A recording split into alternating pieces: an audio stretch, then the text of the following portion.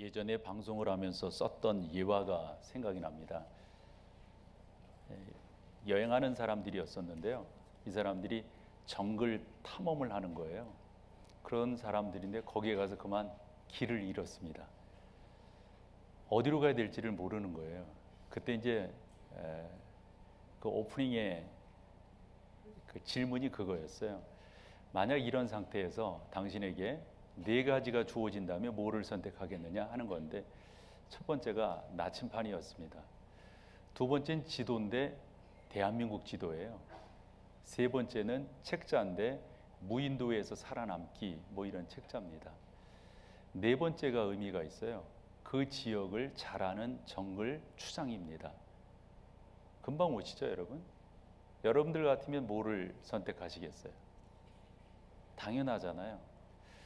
저는 이 세상이 마치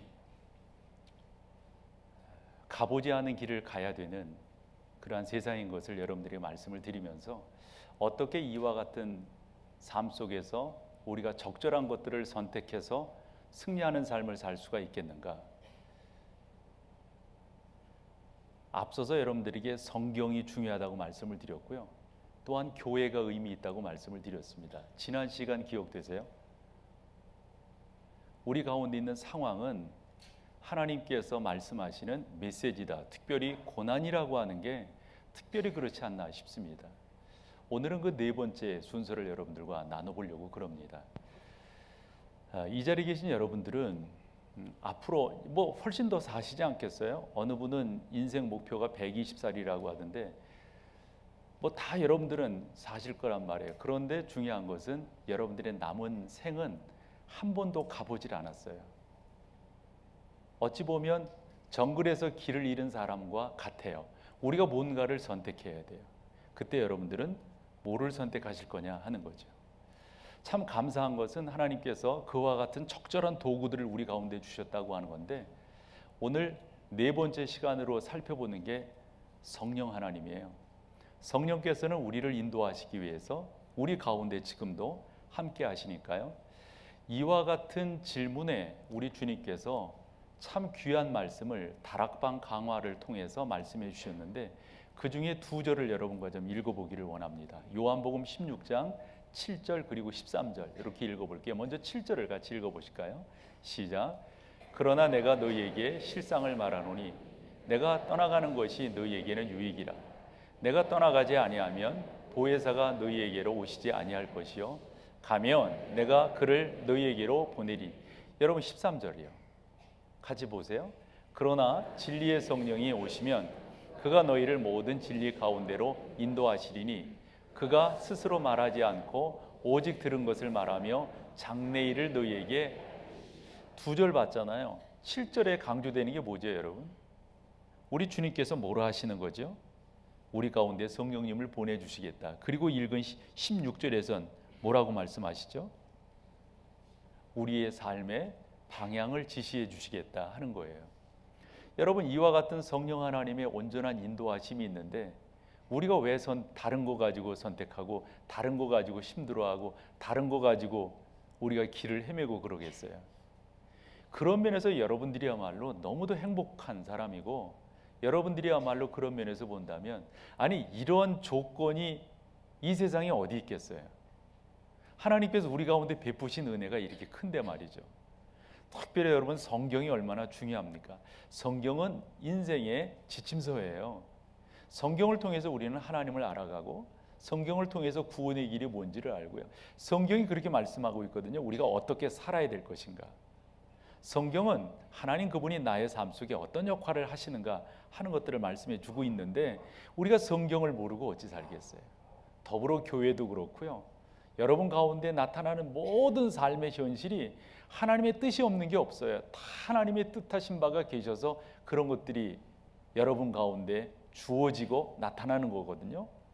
우리가 그런 것들을 물어야 돼요. 근데 그와 같은 답을 누가 주시는가? 오늘 주제입니다. 성령 하나님께서 우리 가운데 그와 같은 답들을 주십니다. 모든 사람들이 다 꿈이 있습니다. 특별히 남자분들이 나름대로 야심들이 있으시죠. 근데 저는 이렇게 말하고 싶어요. 여러분들이 가지고 계신 꿈 좋아요. 여러분들이 가지신 야망 저는 이리 생각하네요.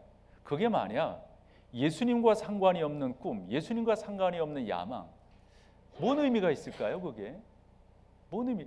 예수님과 함께하지 아니하는 나의 삶의 그 어떠한 열매들, 그거 어디다 써먹죠? 죄송하지만 우리의 관심은 잘 먹고 잘 사는데 죄송하지만 있지 않습니다. 의미예요, 의미. 나의 삶이 어떻게 예수 그리스도와 함께 동행하는가, 그것은 곧 나의 삶 속에서 어떻게 예수 그리스도라고 하는 그분의 모습이 나타나는가. 저는 그것을 제 식으로 표현한다면 자양분이라고 생각하거든요. 어떻게 예수님이 내 삶의 에너지가 되어서 내가 무엇을 먹느냐, 무엇을 보느냐, 무엇을 생각하느냐에 따라서 내 안에서 나타나잖아요. 예수 그리스도가 그런 거죠. 그런데 그와 같은 중요한 역할을 누가 하시냐면 성령께서 하신다. 성령이 우리의 삶에 그런 지표들을 열어가신다 하는 거예요. 요 정도 말씀드리면 여러분 가운데 이런 질문이 생기지 않을까 싶어요. 그러면 좋습니다. 성령께서 우리한테 뭐를 어떻게 하시는데요? 이런 질문이 생기지 않을까 싶어요. 예, 그 질문이 적절하십니다. 여러분들은 그처럼 질문을 하고 설교를 듣고 질문을 하고 신앙생활을 하고 질문을 하면서 여러분들의 삶의 스텝을 옮겨 가셔야 됩니다.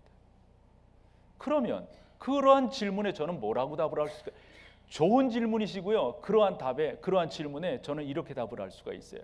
왜 성령이 우리 가운데 필요하냐면 말씀하셨잖아요. 읽었잖아요.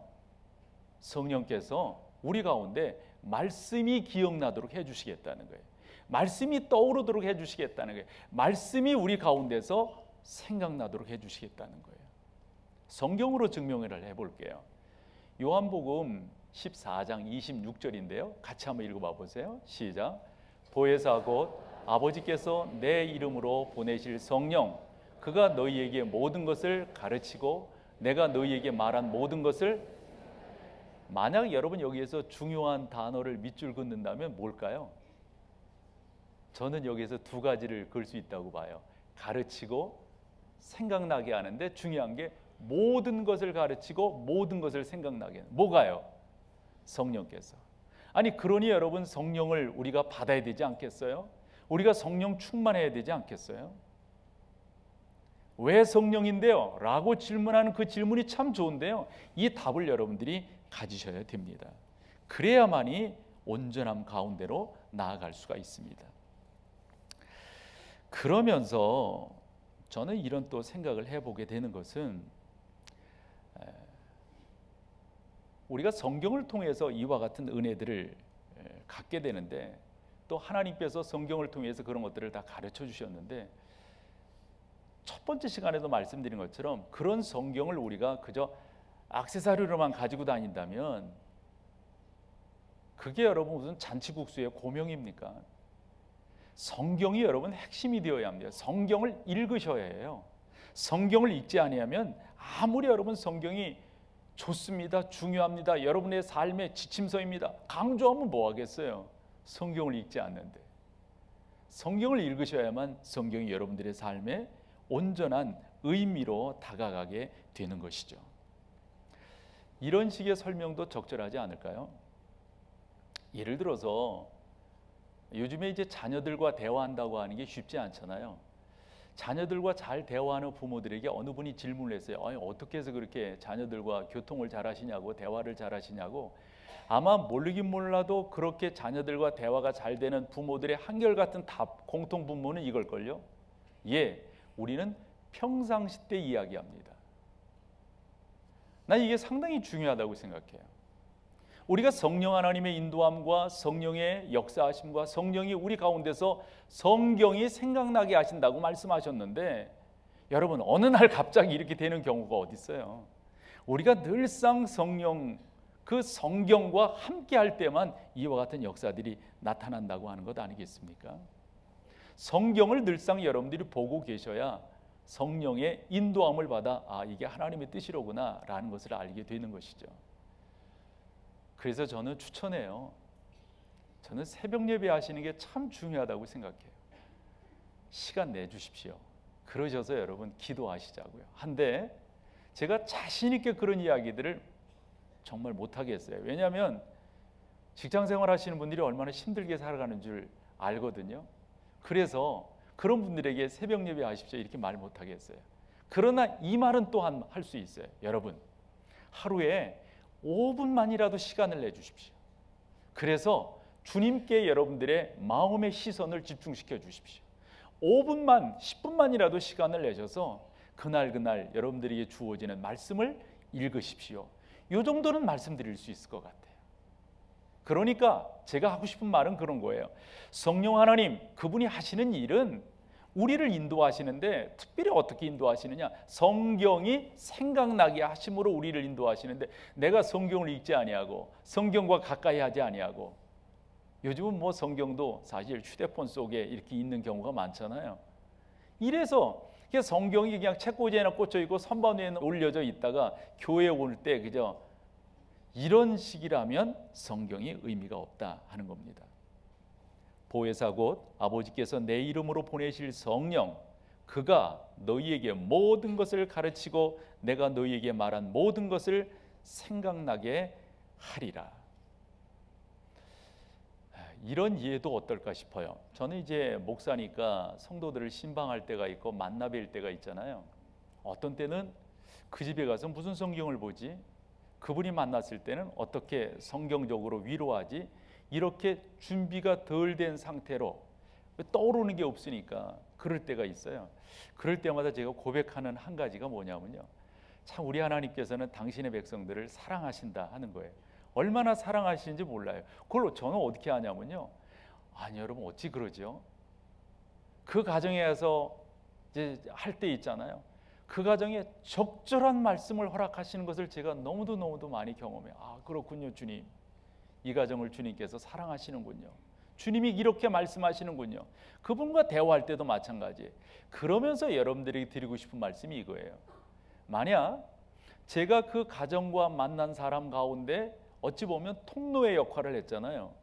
그런 저라고 했을 때 하나님께서 사랑하셔서 그 가정과 그 사람에게 적절한 말씀을 주셨지만 제가 말이에요, 늘상 주님과 교통함과 교제함과 성경을 묵상하는 것이 없었다면 제가 적절한 통로의 역할을 감당할 수 있었을까요? 저는 어렵다고 봐요. 어렵다. 하니까 여러분, 하나님께서 한 분 한 분 당신의 자녀들을 사랑하시는 것이 분명한데, 분명한 가운데서도 제 자신이 깨닫는 건 뭐냐? 제가 적절한 통로의 역할을 한다고 하는 것은 하나님과 그처럼 교제함이 있었기 때문에, 성령 하나님을 소망했기 때문에, 성령 하나님의 인도하심을 바랐기 때문에 그런 역사가 나타나더라. 중요한 건 그거였습니다. 여러분, 성령의 역할 중에 하나가, 성령 하나님은 여러분들로 하여금 성경이 생각나도록 하신다. 두 번째, 왜 자꾸 성령 하느냐? 여러분들의 생각을 주관하시기 때문에 그래요. 여러분 봐봐요. 여러분들이 하나님의 사람, 성령의 사람이시잖아요. 그리고 여러분들이 하나님과 꾸준한 교통을 하고 계시잖아요. 그럴 때 여러분들 가운데 나타나는 마음 먹어지는 생각과 이걸 여러분 함부로 대하실 리는 없겠지만 소홀히 대하시면 안 돼요. 왜냐? 그게 성령의 음성이기 때문에 그렇습니다. 성령의 음성은 여러분들을 그렇게 인도하시고 그렇게 이끌어 가십니다. 성경 구절 여러분들이 잘 아는 걸로 우리 같이 한번 읽어볼게요. 그 빌립보서 4장 6절 7절 너무 잘 아는 말씀이죠. 같이 읽음으로 기억을 되새겨 보십시오. 시작. 아무것도 염려하지 말고 다만 모든 일에 기도와 간구로 너희 구할 것을 감사함으로 하나님께 아뢰라. 그 다음이 중요해요. 그리하면 모든 지각에 뛰어난 하나님의 평강이 그리스도 예수 안에, 그게 뭐라고요? 너희 마음과 생각을 어찌 하신다고요? 지키신다. 여러분 한번 스스로 인정해 보십시오. 성령의 사람이신가요? 스스로. 그래도 눈으로는 말을 해줘야 되지 않을까요? 여러분 성령의 사람이세요? 그러면 여러분들이 마음 먹는 거, 생각되어지는 것을 예사롭게 다루시면 안 돼요. 그래서 저는 이런 식의 표현도 해요. 여러분들이 성령의 사람이기 때문에, 예를 들어 제가 성령의 사람이기 때문에 살다 보면 이런저런 기분 나쁜 일이 왜 없겠어요? 있을 수 있지만 기분 나쁘지 않게끔 조심하는 거예요. 왜요? 성령과 교통함이 지속적으로 되어지는 것을 믿기 때문에. 하니까 여러분들이 기도하는 분이고 성경을 사모하고 성경에 나타나는 것들을 여러분들이 원하시는데 꼭 기억하십시오. 떠오르는 생각, 먹어지는 마음 예사롭게 보지 마십시오. 왜요? 성경은 분명히 말씀합니다. 성령이 하시는 일이 우리의 마음과 생각을 어찌하신다? 지켜주신다. 성령은 바로 그와 같은 일들을 하십니다. 성령은 여러분들로 하여금 그런 일들을 잘 감당하도록 해 주십니다. 바로 그분이 성령이십니다. 이런 경험들 있지 않으세요?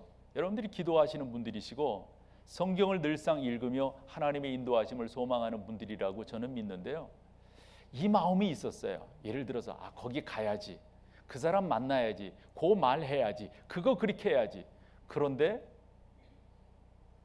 신앙생활 하시면서 그 마음이 바뀌어지는 경험들 있지 않으세요?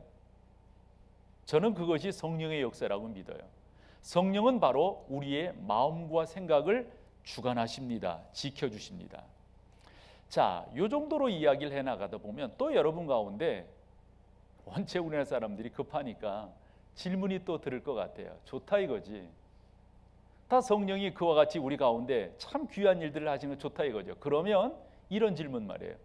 어떻게 성령의 인도함을 받을 수 있어요? 그러면 어떻게 할 때 성령이 나를 주관하시는 거예요? 어떻게 할 때 그 성령 하나님의 인도함을 받을 수가 있죠? 네 가지를 여러분 가운데 강조하려고 그래요. 그 첫 번째가 여러분들이 구하시는 거예요. 제 식으로 말해 볼게요. 이게 제가 신학교 다닐 때만 하더라도 이런 표현이 상당히 위험한 표현이다라고 했는데 지금에 와서 저도 이제 어느 정도 신학적 토대가 있고 목회적 경륜이 있어요. 그렇죠? 그런 가운데서 내 자신 있게 말할 수 있는 게 있는데 여러분 성령 하나님을 여러분 가운데로 초대하십시오. 여러분들의 마음의 문을 열고 내가 문 밖에 서서 두드리노니 내 음성을 듣고 문을 열면 내가 뭐예요? 너에게로 들어가 너는 나와 더불어 어찌한다고요? 먹으리라. 성령 하나님 제 안에 임재해 주십시오. 성령 하나님 충만해 주십시오. 우리 다 성령의 사람이니까 중요한 관건은 성령 충만이라고요. 성령 하나님 그렇게 해 주십시오. 여러분 초청하셔야 돼요. 초청하셔야 돼요. 한 번은 예수님께서 이런 말씀을 하셨어요. 지금 우리와 같은 입장에 있는 제자들과 사람들에게 마태복음 7장 7절 8절이거든요. 먼저 7절을 같이 한번 읽어봐 보세요. 시작. 구하라 그리하면 너희에게 주실 것이요 찾으라 그리하면 찾을 것이요 문을 두드리라 그리하면 너희에게 열릴 것이요. 여러분 뭐라고 그러시는 거예요? 세 번이나 강조하세요. 뭐라고요? 찾아라, 구하라, 문을 두드려라. 이건 여러분들이 하셔야 될 일이에요. 그렇게 될 때 8절 결과가 나타나는 거예요. 8절로 시작. 구하는 이마다 받을 것이요 찾는 이가 찾을 것, 두드리는 이에게는 아멘. 중요한 것은 성령 하나님의 역사하심이 그렇다라고 여러분들이 깨달으셨다면 그 다음에 하셔야 될 게 초청하는 거예요. 여러분 마음을 활짝 여시고 성령 하나님 제 안에 완전히 임재해 주십시오. 성령 하나님 저를 강력하게 붙들어 주십시오. 저의 소망은 그거예요. 남은 목회 일정도 마찬가지고요. 저는 성령 충만함이 제 기도 제목 1번이에요. 1번. 성령 하나님 저를 지배해 주세요. 성령 하나님 제 안에 임재해 주세요. 성령 하나님 저를 교정해 주세요. 성령 하나님, 하나님 기뻐하시는 일조차 할 수 있도록 도와주십시오. 시편 27편은 다윗의 시인데요. 언제나 여러분들이 시편을 읽으실 때는 어떤 상황에서 이 시편이 기록되었는가를 보시는 게 중요해요. 27편 같은 경우 다윗이 기록을 했는데 이때 다윗의 처지가 너무 안 좋았어요. 아들 압살롬이 아니 어찌 자식이 애비를 죽이겠다고 칼 뽑아 덤벼요. 반군을 일으켜가지고 그때 다윗 주변에는 유명한 장군들이 있었잖아요. 그 중에 요압 장군이 말이에요. 명령만 기다리는 거예요. 정말 단칼에 나가서 해칠 수가 있는 사람이니까, 그런 능력이 있는 사람이니까 폐하 명령만 내려주십시오. 아들이라 할지라도 제가 한 번에 정리하겠습니다. 다윗이 그걸 허락지 않는 거예요. 다윗이 허락지 않는 거예요. 여러분 그 마음 그거 아시겠죠? 다 우리가 다 부모니까 그런 거 충분히. 그러면서 저는 거기서 다윗이 이게 내 죄인데 내 죄인데, 그것은 이제 설명이 길어서 좀 생략하겠습니다만 다윗의 그런 자책도 다윗으로 하여금 미적미적하게 했다라고 저는 생각을 해요. 어쨌건 그런 상황 속에서 시편 27편을 기록하는 건데, 그 27편 중 11절이 오늘 제가 설교하려고 하는 그 내용과 맞아떨어져요. 같이 한번 읽어봐봐요. 시작. 여호와여, 주의 도를 내게 가르치시고 내 원수를 생각하셔서 평안한 길로 나를. 어떤 상황이라고? 이 상황이 아들 압살롬이 칼 빼가지고 아버지 죽이겠다고 달려드는 이 상황에서 여호와 하나님, 주님의 도를 저에게 가르쳐 주세요. 그리고 제 아들도 생각해 주시고 저로 하여금 평탄한 길을 갈 수 있도록 도와주세요. 이렇게 하나님 앞에 구하니까 그 가운데서 하나님의 쉼을 얻는, 하나님의 평안을 얻는 길을 선택할 수 있었던 거 아닐까요? 사랑하는 여러분, 저는 여러분들이 그처럼 나가기를 소망해요. 구하셔야 됩니다. 우리말에도 목마른 사람이 우물 판다는 말이 있듯이 말이죠. 성령 하나님의 그 귀한 역사들을 여러분들이 아신다면 초청하셔야 돼요.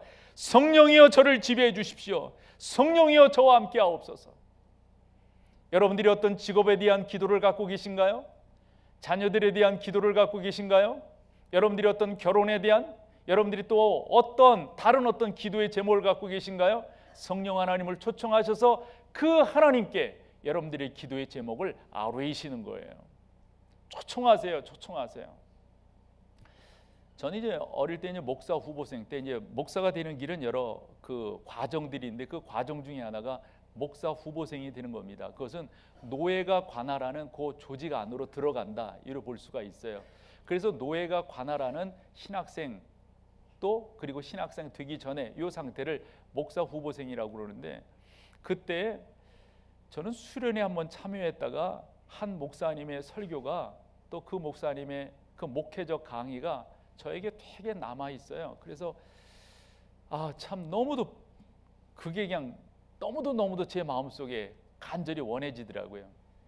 그러니 이렇게 쭉 목회를 하시면서 이런저런 일들을 당하는데, 왜 여러분 다 평탄한 길 걷는 사람만이 있겠어요? 다 우여곡절을 겪잖아요. 그분도 그래요. 우리가 보기에는 진짜 뭐 성공한 목회자다, 뭐 표현이 좀 그렇습니다만 그런 분인데, 이분에게도 힘들게 하는 교인이 있었어요.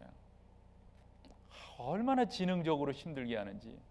그런데 그분이 어느 날 와서 이 목사님에게 무릎을 꿇으래요. 그러며 하는 말이, 목사님 잘못했다고. 아니 왜 그러시냐고. 그랬더니 내가 기도하는 중에 내가 성령의 음성을 들었다. 무슨 음성이냐고. 그랬더니 이런 음성이라는 거죠. 너 정 목사 괴롭히지 말아라. 너 정 목사, 여기서 정 목사란 정필도 목사님을 말합니다. 정 목사 괴롭히지 말아라. 그러면서 이 어른이 무슨 말씀을 하냐면, 우리 이제 목회하려고 하는 초년병들이잖아요. 이런 말씀을 하시죠. 여러분들 하나님 앞에 여러분들이 이와 같은 소망을 갖고 목회를 시작하십시오. 저 그때 기도했어요. 그리고 쭉 기도했어요. 하나님, 제 목회 주님께서 해주세요. 저의 목회 주님이 인도해 주세요.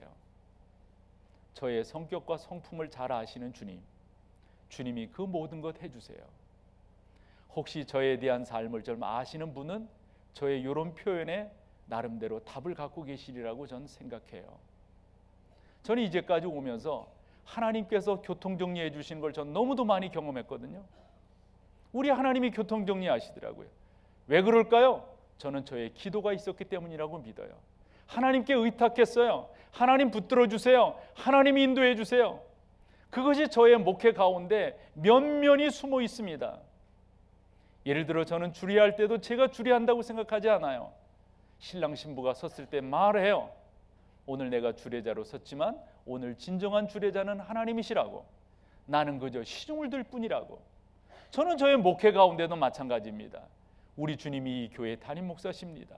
주님이 이 교회의 주인이십니다. 그저 저는 수종들 뿐입니다. 여러분, 여러분들의 삶 속에 부족한 저의 말을 여러분들에게 전했지만 여러분들이 그렇게 기도하며 소망하며 나아간다면 전능하신 하나님께서 여러분들 인도하지 않으시겠어요? 중요한 건 그거예요. 초청하는 거예요. 도와달라고 그러는 거예요. 두 번째로는 그렇게 초청하셨으면, 구하셨으면 여러분들이 기대하시는 거예요. 우리 하나님 어떻게 역사하실까? 성령 하나님 어떻게 인도하실까? 믿으시는 거예요. 기대하고 믿으세요. 사람은 미쁨이 없을지라도 주는 일양 미쁘시니, 우리는 진실함이 없지만 하나님은 진실한 분이세요. 그분이 우리 가운데 역사하신단 말이죠. 야고보 사도가 참 귀한 말씀을 우리 가운데 해주셨는데, 야고보서 1장 6절이에요. 이거 같이 한번 읽어보죠. 시작. 오직 믿음으로 구하고 조금 더 의심하지 말라. 의심하는 자는 마치 바람에 밀려 요동하는 바다 물결 같으니. 근데 여러분 조금 봐봐요. 오직 믿음으로 구하고 조금 더 의심하지 말라. 여기까지는 뭐 다 우리가 받아들이죠. 근데 뒷부분 이상하지 않아요? 의심하는 자는 마치 바람에 밀려 요동하는 바다 물결 같다. 바람에 밀려 요동하는 바다 물결이 뭐예요? 이게 뭐지요? 그러니까 믿지 못하는, 의심하는 것은 저 바다 물결 같다는 거거든요. 그런데 그렇게 질문하면서 봤더니 금방 깨달아지는 게 있더라고요. 바다 물결이라고 하는 것이 그 앞에 요동하는이라고 하는 수식이 있잖아요. 그래서 그 단어를 봤더니 그냥 바다 물결이 아니라 큰 파도예요. 큰 파도. 저는 바닷가에서 자랐잖아요. 저 정서를 금방 이해하겠더라고요. 바람이 크게 일고 뭐 태풍 같은 게 일으면 파도가 어떻게 됩니까? 엄청난 파도가 해안으로 밀려와 칩니다. 배도 때리고 그 파도가 절벽도 치고 말이죠. 그 바다가 해안가도 밀어냅니다. 그런데 중요한 건 뭐예요? 그러고 나서 온데간데 없어요. 형태도 없어요. 의심이 바로 그겁니다. 의심이라고 하는 것은 우리가 그렇게 구했어요. 그렇게 소망했어요. 근데 의심하니까 이게 온데간데 없어지는 거예요. 그러시지 말고 여러분 믿으셔야 되고요. 기대하셔야 돼요. 성령 하나님께서 내 삶을 그렇게 인도하시도록, 성령 하나님이 내 삶 속에도 그렇게 나타나도록, 그러면서 떠오르는 성경 구절이 늘상 여러분들과 나눴던 성경 구절이에요. 히브리서 11장 6절 기억되시죠? 같이 한번요. 시작. 기쁘시게 하지 못하나니 하나님께 나아가는 자는 반드시 그가 계신 것과 또한 자기를 찾는 이들에게 어떻게 하라고요? 믿어야 한다. 여러분 세상 손잡이 잡으면요 흔들릴 수밖에 없어요. 이리 휘청 저리 휘청 될 수밖에 없어요. 믿음의 손잡이 잡으셔야 돼요. 하나님 그분은 신뢰의 대상입니다. 하나님 그분은 믿음의 대상이에요. 그러면 우리 하나님께서 여러분 가운데 역사하신단 말씀이죠. 이런 생각해 봤어요. 축구 되게 좋아하거든요. 근데 지금 축구 못해요. 5분도 못 뛰어요. 왜 그럴까요? 연습하지 않았기 때문이에요. 연습하지 않았기 때문에. 무슨 말씀을 여러분들에게 드리려고 하냐면, 정말 성령의 역사함을 여러분들이 원하신다면 성경을 읽으셔야 돼요. 성경. 언제 신문을 보는데 그 요즘 연예인들 아이돌에 대한 내용들이 나오더라고요. 그 인기 있는 난 잘 모르겠습니다만 아시죠 여러분? 그런 그 인기 있는 연예인들이 하루아침에 만들어지는 것이 아니라고 하는 걸 알게 되었어요. 무슨 과정을 거칩니까? 연습생 과정을 거칩니다. 연습생이 보통 기간이 아니더라고요. 어느 그 인터뷰한 내용을 봤더니 연습생 때 그만두고 싶은 마음이 굴뚝 같다는 거예요. 아이들이요. 굴뚝 같다는 거예요. 그러나 그 꽃처럼 펴있는 그 정상에서의 그 모습이 그 힘든 그 과정들을 이기게 하는데요. 여러분, 난 그래서 우리나라 사람들이 뛰어나다고 하는 게 여러 방면에 있지만 참 예능적인 면에서 우리나라 사람들만큼 뛰어난 데가 있을까 싶어요. 이 조그만 나라에서 말이죠. 그 층도 얇은 데서 말이죠. 그런데 그게 하루아침에 그와 같은 춤들을 만들어낸 것이 아니라고 하는 걸 알게 되었어요. 얼마나 많은 연습이 있었을까요? 저는 성령의 역사도 마찬가지라고 생각합니다. 여러분들이 그렇게 성경을 읽는 것이 무엇보다도 중요합니다. 성경을 읽는다고 하는 것은 마치 우리가 아이들 잘할 때 장난감 사주잖아요. 특별히 저는 저희 아이랑 블록 맞추는 거 좋아했는데 블록 같은 거 이렇게 맞추려면 그거 그냥 맞출 수 없잖아요. 맞추려면 어떻게 해야 됩니까? 거기에 그 조립 방법 안내서를 봐야 됩니다. 자전거를 조립한다고 하는 것도 마찬가지 아닐까요? 그냥 되어지지 않습니다. 어떻게 이것을 해야 될 것인가? 아니 장난감도 아니 그런 것들도 그렇게 안내서를 봐야 되는데 인생이라고 하는 이 큰 틀에서 성령의 인도하심이라고 하는 이 큰 틀에서 성경을 읽지 않는다고 하는 게 여러분 이게 말이 될까요? 이런 이해가 어떨까 싶어요. 아폴로 11호가 유인 우주선으로는 달에 처음 간 거 아니겠어요? 근데 이렇게 달에 가는 게 이게 쉬운 게 아니더라고요. 이제 모든 그 행성들은 나름대로 그 인력을 갖고 있잖아요. 그래서 구심력과 원심력을 통해서 나름대로 그 힘들을 유지해 나간단 말이에요. 그런데 이 아폴로 11호 같은 게 저 지구에서 저 달까지 가는데 가는 시간과 오는 시간이 다르더라고요. 예를 들어서 우리가 미국을 갈 때도 갈 때와 올 때가 다르잖아요. 시간이. 그것은 편서풍 때문에 그렇다는 거 아시죠? 지구에서 달까지 갈 때는 제가 봤더니 70시간 정도 걸려요. 그러니까 3일 4시간인가 걸리더라고요. 왜냐하면 한 번에 이렇게 쫙 가는 게 아니라 이제 인력이 있으니까 지구 궤도를 이렇게 유영을 하다가 이렇게 빠져서 나름대로 그 원칙이 있더라고요. 그 원칙대로 그렇게 가는 거예요. 그리고 달에서 오는 것도 그냥 오는 게 아니라 그 인력을 잘 유지해서 이렇게 오는데 지구에서 달까지 갈 때는 이 지구가 당기는 힘이 크니까 가는 시간도 오래 걸리더라고요. 달에서 지구로 올 때는 적어도 18시간인가 빨리 와요. 이 지구가 당기는 힘이 크니까 이 가운데 오는 거라고요. 그런데 지구에서 달까지, 달에서 지구까지 오고 가는 데는 나름대로 이 위성이 돌아야 될 궤도가 있어요. 이 궤도를 벗어나면은 이게 큰일 나는 거예요. 우리 흔히 우주에 미화된다 이런 말이 있잖아요. 요걸 벗어나지 않게끔 요 궤도를 잘 돌고 그것을 통해서 그렇게 와야 돼요. 저 방법식으로.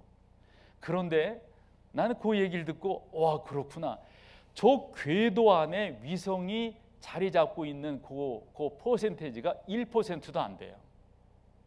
99%는요 위성이 저 궤도에 자꾸 이탈해요. 자꾸 이탈해. 그러면 이탈하고 하는 것을 어떻게 자리를 잡을까요?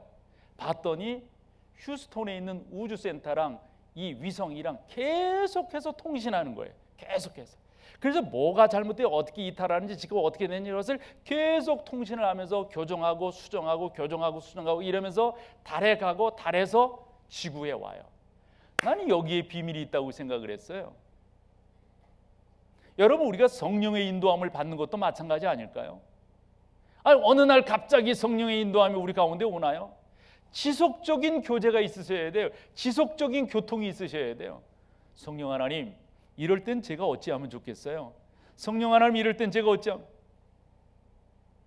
여러분 성경과 대화하셔야 됩니다. 성경과 여러분들이 날마다 교통하셔야 됩니다. 예전에 로마서를 읽을 때 그 로마서 주석 가운데 터툴리안의 주석을 보게 되었어요. 그 터툴리안의 주석 서문이 저는 되게 감동이 있었어요. 그 젊었을 때 본 책이니까. 거기에 터툴리안이 뭐라고 말했냐면 서문을 쓰면서 나는 날마다 바울을 만난다 이렇게 썼어요. 나는 날마다 바울을 만난다. 그 로마서를 읽으면서 그건 바울의 기록이니까 바울을 날마다 만난다는 거예요. 그게 얼마나 신선하게 젊은 저의 가슴에 다가오든지. 나는 날마다 주님을 만난다. 나는 날마다 성령과 교통한다. 나는 날마다 하나님의 말씀과 나는 교제를 한다. 이런 식으로 우리가 해석을 해볼 수 있잖아요. 중요한 거 세 가지를 앞서서 말씀을 드렸습니다. 무엇보다도 초청하셔야 됩니다. 그리고 신뢰, 믿으셔야 됩니다. 그래야 성령의 역사가 있어요. 더불어서 그와 성령님과 교제하셔야 되는데 성경을 읽으셔야 돼요. 성경을. 마지막 하나를 말씀을 드려본다면 기대하는 거예요. 그러니까 기다리는 거예요. 기다리는 거. 여러분 가만히 생각을 해봤어요. 왜 예수 믿는 사람들이 점집에 간다고 그러고 손금 본다고 그러고 왜 예수 믿는 사람들이 타로 좀 본다고 그러고 왜 예수 믿는 사람들이 궁합 본다고 그러고 왜 예수 믿는 사람들이 사주팔자 본다고 그럴까? 왜 그럴까? 저분이 하나님을 안 믿는 게 아닌데 왜 그럴까? 제 나름대로 답이 뭔지 아세요? 우리가 너무 급해서 그래요. 빨리 알고 싶어가지고. 왜냐? 하나님은 그렇게 빨리 알려주시는 분이 아니세요. 하나님은 뜸 들이시는데 아주 선수세요. 하나님은 뭔가 이렇게 해주실 때 있잖아요. 나중에 깨닫게 하시고 나중에 주세요. 왜 그럴까요? 우리로 하여금 그 귀한 것을 옳게 알게끔 하시기 위해서 그렇습니다.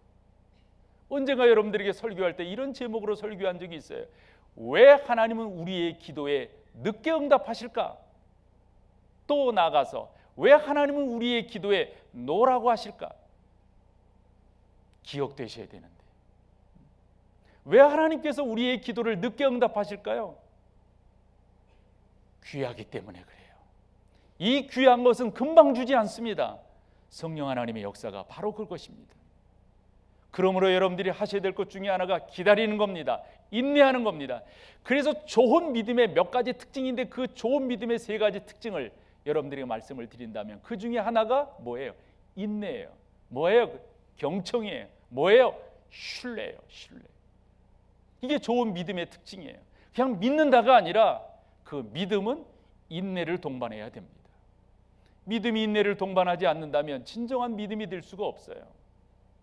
그래서 베드로는 자기의 성경을 읽는 사람들에게 여러분 가운데 사랑과 믿음과 소망이 있어야 되는데 사랑은 수고가 동반되어야 하고 믿음은 뭐예요? 그 가운데 역사가 일어나야 되고 소망은 뭐예요? 인내가 나타나야 된다. 여러분 가운데 그와 같은 일들이 일어나야 되는 거죠. 사랑하는 여러분, 여러분들이 주 예수 그리스도를 믿고 그 가운데로 나아갈 때 이런 역사가 나타나는데 마지막으로 그러면 어떤 게 성령의 역사입니까? 이렇게 물을 수가 있어요. 아까 우리가 빌립보서 4장 7절 우리의 마음과 생각을 지켜주신다고 했는데 성령 하나님은 우리 가운데 성경이 생각나게 하시고 성령 하나님은 우리 가운데 그 성령의 그 귀한 마음을 우리 가운데 주신다고 하셨는데 어떻게 그와 같은 성령의 역사를 우리가 기대할까? 어떻게 그와 같은 성령의 역사가 내 가운데 나타나는 것을 확인할 수 있을까? 몇 가지 여러분들에게 리트머스 시험지를 드리려고 그래요. 그 첫 번째가 다른 무엇보다도 하나님의 말씀과 일치하는가 하는 것들을 여러분들이 보셔야 돼요. 두 가지 이야기를 하나 해볼게요. 미국에서 있었던 일과 우리나라에서 있었던 일인데 1978년 11월 18일 미국에서는 큰 사건이 하나 났어요. 짐 존슨이라고 하는 약간 사이비적인 사람인데 이 사람이 자기를 따르는 신도들을 그 남아메리카 가이아나라고 하는 곳으로 불렀어요. 그러니까 저 노란색으로 되어 있는데 그 밑이 브라질이에요. 그리고 그 왼쪽 위쪽으로가 콜롬비아고요. 그러니까 어디쯤 된 건가 여러분들이 아실 거예요. 그리고 그 바닷가 쪽으로 보면 뭐가 있냐면 존스타운이라고 하는 나름대로 지역이 혹시 보일지 모르겠어요. 그거 있습니다. 거기로 자기를 따르는 사람들 몇 명을 불렀냐면 1000명을 불렀어요. 이 사람이 왜 부르게 됐냐면 참 이게 깡패도 아니고 말이죠. 이런 거 있잖아요. 자기가 어느 정도 카리스마가 있는 사람인가 확인해 보고 싶었던 거예요. 내가 오라고 그러면 오는가 이걸 확인해 보고 싶었던 거예요. 그리고 이 사람이 거기다 땅을 사놓고 사람들을 그걸 불렀어요. 얼마가 왔냐면 약 1000여 명 되는 사람들이 왔어요. 그 사람들에게 또 자기가 확인해 보고 싶었던 거예요. 뭐를요? 자기가 카리스마가 있는 사람인가. 그래가지고 사람들 보고 자살을 하라고 그랬어요. 안 믿어지죠. 적어도 우리 같은 생각. 그래서 저 봐보세요. 저 허옇게 보이는 게 시신들 처리한 거예요. 수많은 사람들이 저렇게 죽었어요. 1989년 8월 29일이었습니다. 우리나라에서도 유사한 사건이 생겼어요. 바로 경기도 용인이었습니다. 거기에 오대양이라고 하는 공장이 있었는데 그 오대양이라고 하는 공장에 박순자라고 하는 이 사이비 교주가 사람들을 또 불렀어요. 그리고 그 사람들에게 뭐 이제 수사에 여러 가지가 있는데 결론은 이제 자살로 났기 때문에 뭐 더 이상 말하기가 뭐하지만 경찰 수사를 이렇게 보면 저렇게 사람들이 모인 것은 이 박순자라고 하는 사람에게 돈을 주었기 때문에 이렇게 뭐라고 그래요? 빌려줬기 때문에 그걸 받기 위해서 그랬다. 또 박순자라고 하는 사람은 그것을 또 안 주려고 이렇게 하다가 저 사람들을 자살로 위장을 했다. 저건 자살이 아니다. 타살이다. 왜냐하면 그 시신들을 이렇게 봤더니 타살 흔적도 있고 그랬다는 거예요. 어쨌건 아니 여러분, 아무리 자기가 신뢰한다고 그래가지고 이게 성경입니까? 이게 성경이에요. 저에겐 이런 경험이 있어요. 어릴 때 저는 시골에서 자라면서 저희 동네에서 저희가 다녔던 교회까지 1시간 반 정도 걸어가요. 막 뛰다 걷다 이렇게 빨리 가면은 1시간 남짓 이렇게 갑니다. 그런데 저희가 중학교 때쯤 돼가지고 동네 근처에 교회가 또 하나 생겨요. 그래서 여기는 본교회는 1시간 반 정도 되지만 여기는 20분이면 돼요. 본교회를 가려면 요 앞을 지나가는데 그 앞에 이 동네 어귀에 생긴 그 교회가 여자 전도사님인데 이분이 또 아주 밝게 인사를 하고 그런 분이에요. 그럼 우리가 교회를 갈라치면 여기를 거쳐가는데 이분이 늘상 인사를 한단 말이에요. 인사를 해요. 그 말인즉슨 뭐라는 거예요? 먼 데까지 갈 거 있느냐 이 말이죠. 여기 가까운 데 생겼는데, 그런데 70년 되니까 그때 어떤 일이 한국 교회에 있으면 은사논이 얼마나 많이 있었어요. 그리고 또 여름철 되면 여름철 산상 집회 그런 것들 얼마나 많이. 그래서 다들 뭐 그렇게들 가고, 그래서 뭐 통성기도하고 또 은사 받았다고 그러고 막 그러면서 저 하던 그런 때 아닙니까? 그때 저희 시골 교회 한 분이 그렇게 집회에 갔다 오셨다가 은사 경험을 했다 하면서 자기가 예언의 은사를 받았다는 거예요. 예언의 은사를 받았으면 좋은데 그걸 꼭 우리 집에 또 그걸 적용을 시키네. 자기가 기도하다 보니까 하나님이 이렇게 하란다는 거예요. 우리 어머니 보고 하시는 말씀이, 여기까지 교회 나오지 말고 권사님 그 교회 나가십시오. 이렇게 하나님께서 응답하셨다는 거예요. 이거 안 하면은 안 좋은 일이 생긴대. 무슨 겁을 줘도 꼭. 그러니까 안 좋은 일이 뭐겠어요? 우리 아들 삼형제인데 이제 아들 쪽에서 뭐 이제까지 잘 살아왔으니까. 아니 그러면서 말을 안 들으면 안 된다는 거예요. 아니 여러분, 이게 어떻게 구분해야 되겠어요? 우리 어머니 많이 걱정하시더라고요. 이게 정말 하나님의 음성이라면 내가 듣지 않는다면 이거 안 되지 않느냐? 이게 어떻게 하나님의 음성인지 아닌 줄 알 수 있느냐? 이런 거였어요. 기억하세요 여러분. 첫 번째, 성경과 일치하는 거예요. 성경과. 두 번째, 그리스도를 닮아가게끔 하는가. 이게 목적입니다. 성경 한 군데 읽어볼게요. 야고보서가 참 중요한데 3장 17절이에요. 같이 한번 읽어봐봐요. 시작. 위로부터 난 지혜는 첫째 성결하고 다음에 화평하고 관용하고 양순하며 긍휼과 선한 열매가 가득하고 편견과 거짓이 없나니. 봐봐요. 위로부터 난 지혜는, 그러면 아래로부터 난 지혜가 있을까요? 없을까요? 세상으로부터 난 것은, 지금 우리가 17절을 보지만 그 앞에 14절 15절에 아래로부터 난 게 있어요. 위로부터 난 지혜가 어떤 것인가 특징 봐봐요. 첫째 성결, 그리고요 화평, 그리고요 양순, 그리고요 긍휼과 선한 열매, 그리고요 편견과 거짓. 다 뭡니까 여러분? 성품적인 거예요. 성령의 역사는 한결같은 고를 향해 나가고 있습니다. 그게 여러분들을 그리스도의 성품으로 변화시키는 일입니다. 세 번째로는, 저는 그래서 여러분들에게 늘상 그런 말씀드리잖아요. 가까운 영적 사람들이 있어야 된다고. 친구들이 여러분들의 표현에 영적인 사람들이 말해요. 오케이 하는가? 이거 상당히 중요합니다. 또 하나는 내가 책임질 수 있는가를 봐야 됩니다. 그리고 마지막으로 여러분 가운데 평안함이 있는가예요. 평안함이 없는 거 성령의 역사라고 볼 수가 없어요. 여러분들이 성령의 사람이라고 한다면 성령이 우리 가운데 평안함을 줘요. 여러분 책임져야 돼요. 책임져야 돼요. 난 그래서 이 이야기 꼭 하고 싶은데요. 나는 예언기도 이런 거 안 믿는 사람이에요. 안 믿는다면 너무 좀 교만하고 건방지스러운데, 아유 그런 거. 아니 여러분 책임져야 돼요. 뭐를요? 내 신앙은 내가 책임지는 거예요. 내 신앙은.